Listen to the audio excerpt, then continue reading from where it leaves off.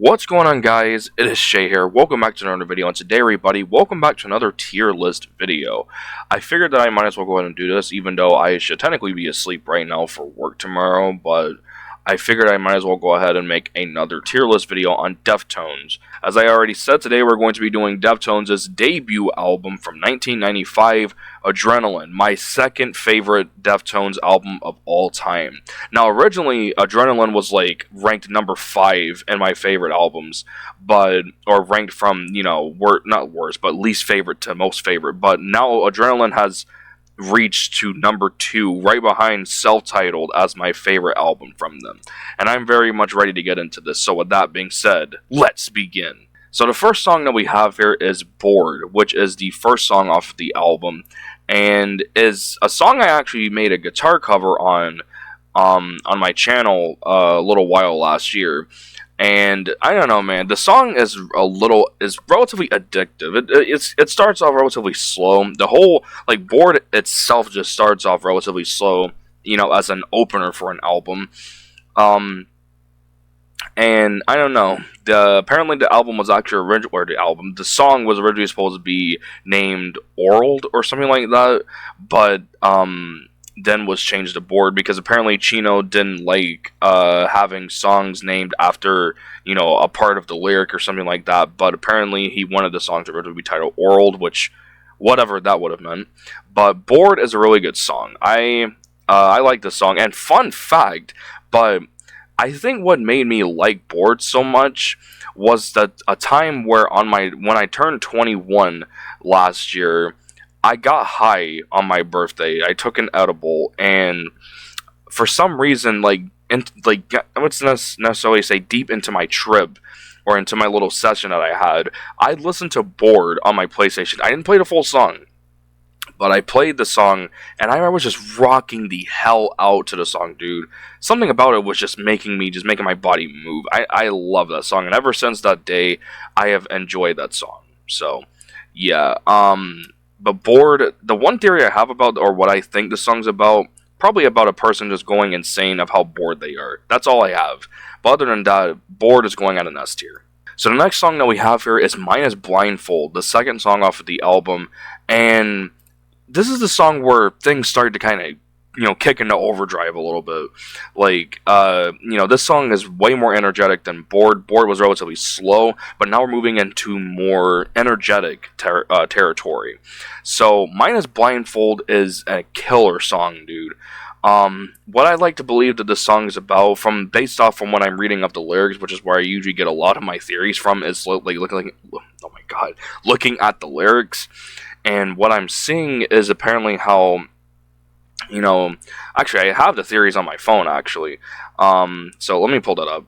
Alright, so the theory that I have, or what I think Minus Blindfold is about, apparently it's of a young boy's friend changing her mind about wanting to hang out with him, and instead goes and hangs out with people that she shouldn't be hanging out with, gets taken advantage of once her back is turned, and all that stuff. From some parts of the lyrics where you kind of hear, you let them screw you, I thought they knew you, pretty much kind of how, oh yeah, I thought you knew these people, and I thought these people knew who you were, and you let them fuck you over, pretty much. Not necessarily taking advantage of, you know what I mean, but more of taking advantage of, maybe robbing her, taking stuff, that kind of shit. That's what I think Minus Blindfold is about. But this song is killer, dude. I love this song. S tier. So the next song that we have here is 1 Week. I don't know why it is spelled the other week. I don't know why it's spelled like that, but 1 Week is a really good song. I love this song. It starts out, and also Minus Blindfold somewhat transitions into 1 Week. Not pretty, but very seamlessly. And I don't know why, dude, but 1 Week with Cheese bassline opening, his opening bassline in the song, and then, with Chino singing and all that stuff, I love it.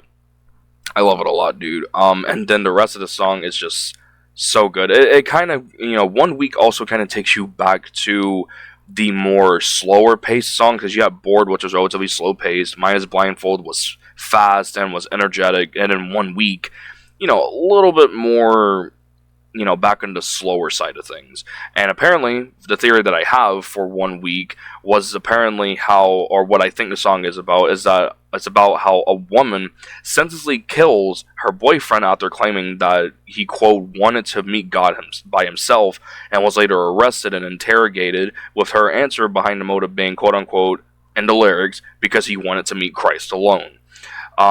So weird, and also a lot of theories I have for Adrenaline are relatively dark, especially for like Fiery Owl and Fist, which I can't wait to get to those and tell my theories on that. But 1 week, dude, such a good song. I love this song, dude.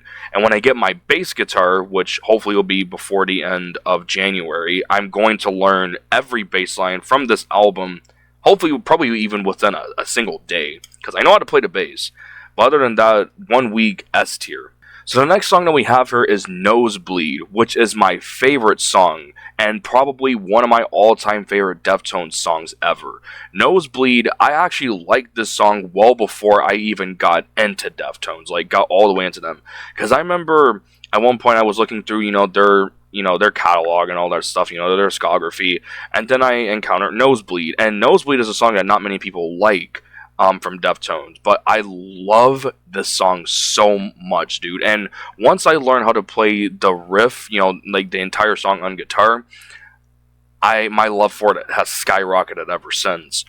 And Nosebleed, this is where it really kicks into overdrive, like, that aggression, like with Chino screaming, like, of course, Chino has screamed through the first 3 songs, but Nosebleed is where he has done it the most so far. Like he does these, his signature, like I would say, cat screams and stuff like that in the song at one point. But that more kicks in, later on in the album. But Nosebleed is a ungodly song, dude. And I don't know, man. When I first listened to the song, I loved it. Like it still remains in one of my playlists. When I first added the song there, it's just like I don't even remember when I added it, but I love Nosebleed so fucking much, dude. And apparently, what I think about the song, or my little theory about it, was that, like, if you listen to the lyrics, it pretty much sounds like, someone who was extremely fed up with, like, their significant other, or their parent, or something like that, to the point where, like, like, they just kind of lose it at one point, they've reached their breaking point, and they just lose it on and just freak the fuck out on them, pretty much. Like, and stuff like that, from what I know, could possibly cause a nosebleed. But yeah, this song is amazing, dude.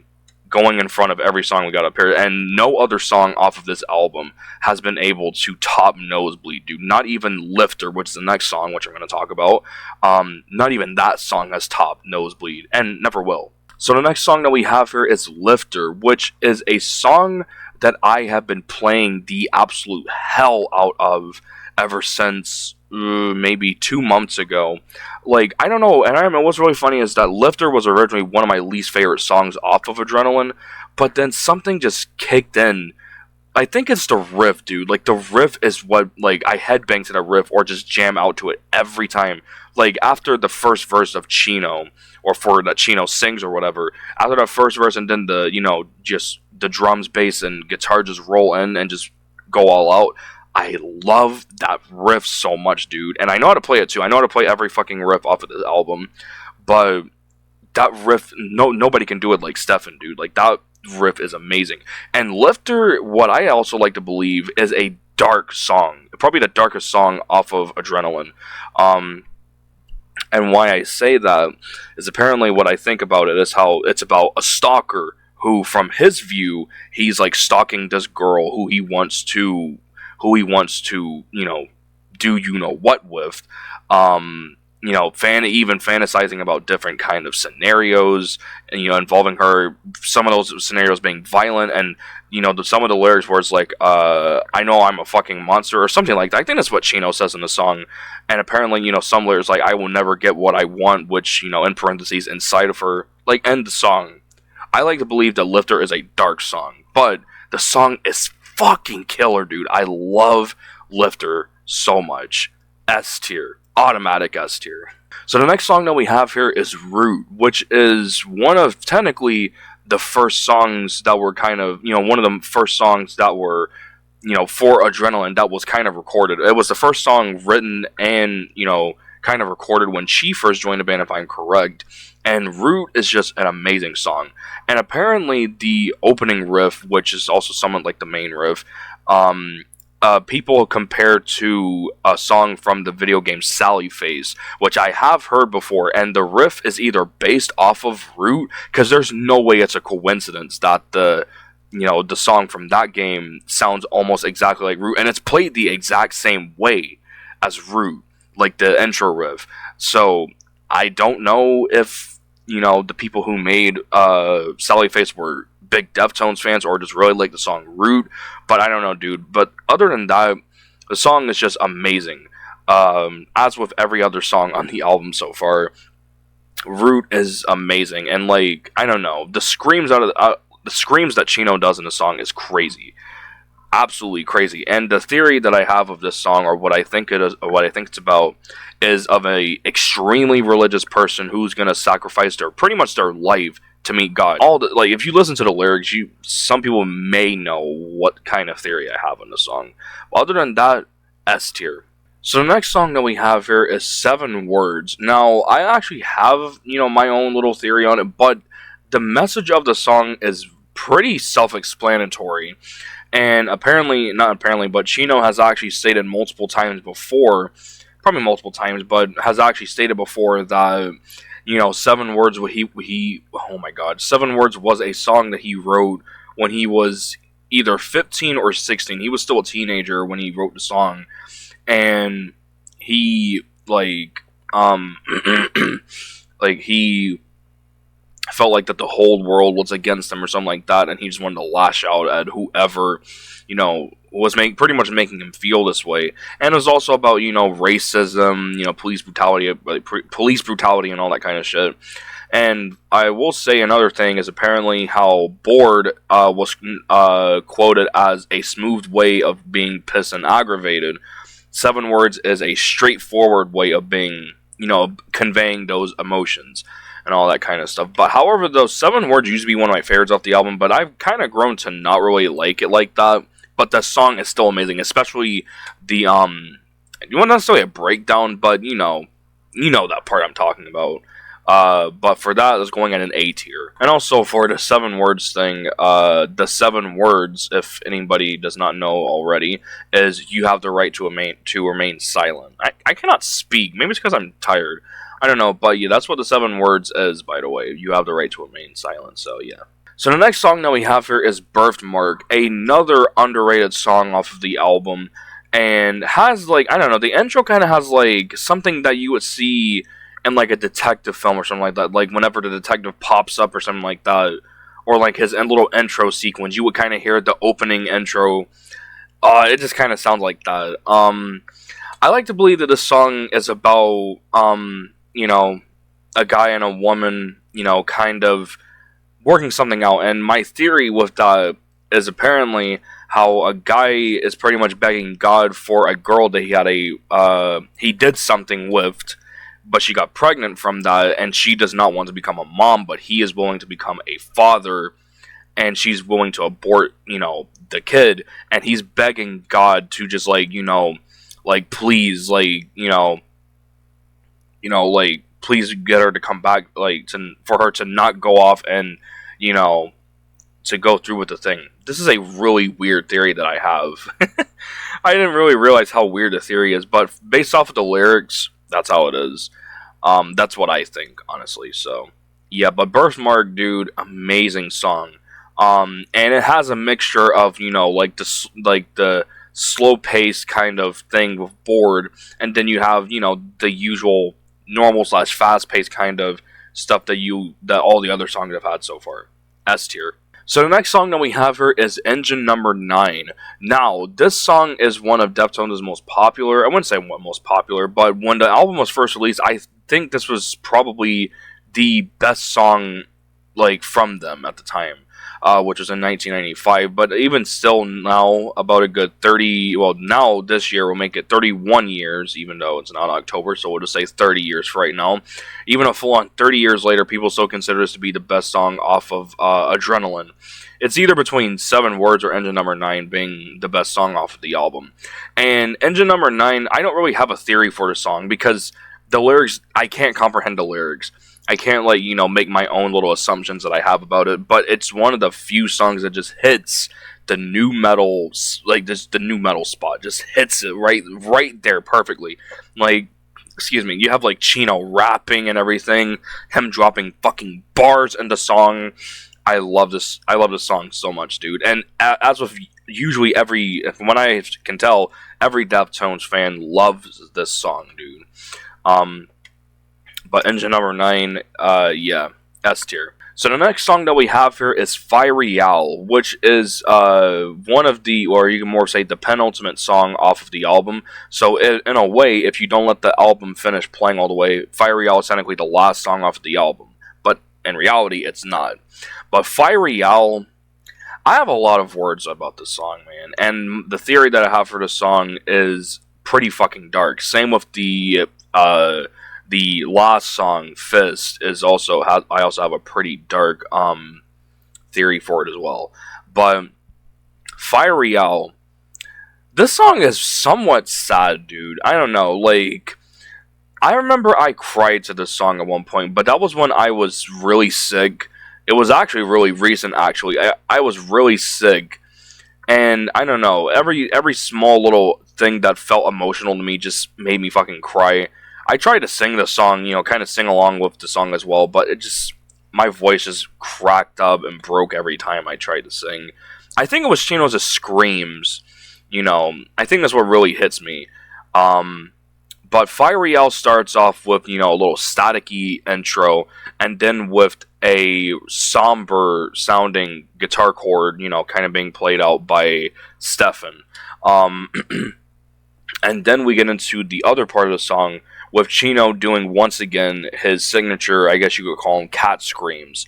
And I will say, on my other time of listening to Fiery Owl before I actually got into the Deftones phase I'm currently in now, I never really took into account how vicious Chino's screams are on the song. I never realized how vicious they sounded. Like, it sounds like a guy is in pain, which leads me to my theory about the song. This is from the perspective of a guy who just lost his girlfriend.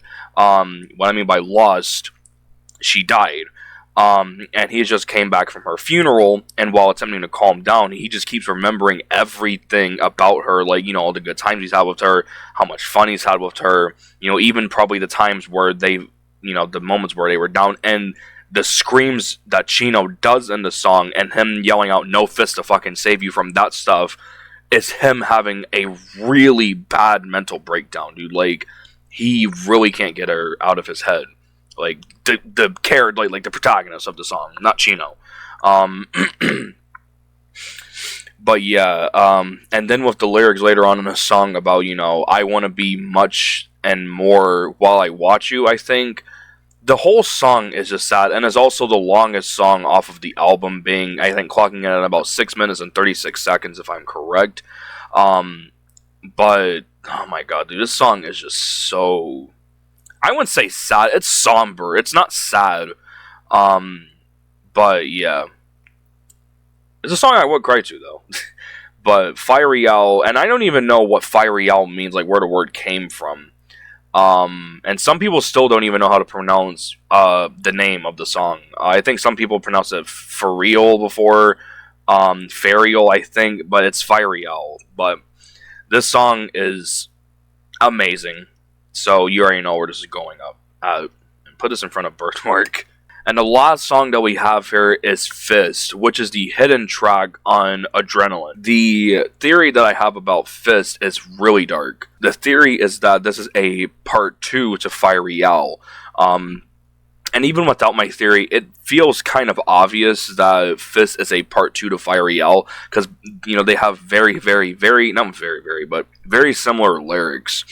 And this is a part 2 to Fiery Yell, but the same guy who was grieving over his girlfriend's death has just killed himself. And while he's on the floor just bleeding out, I don't want to go into specifics. I know like what I think he did. I don't want to say, even though I don't make money on my channel or anything like that, or YouTube probably doesn't even know who I am. But like he cut himself, and he is just bleeding all over the ground. And while dying, he's just remembering all of the memories he's had with his girlfriend and hopes to be with her in the afterlife. Like, I give a lot of theories to some songs, like a lot of theories to be dark. And Fist, I don't know, man. I don't listen to a song like that because, like, it's just not one of my favorites off the album. I don't know why. But Fist, it's a very great song and an amazing closer to an album. Yeah, so, and if I'm correct from what I remember, this is the one song off of Adrenaline that is played in a drop tuning, which I think Fist is played in drop D and drop C, if I'm correct. But I think it is played in drop D. Every other song on the album is played in standard tuning, E standard. So, yeah, Fist, not my favorite song, but a perfectly good song. This goes at an A tier. And there you have it. That is my tier list for Deftones' Adrenaline album.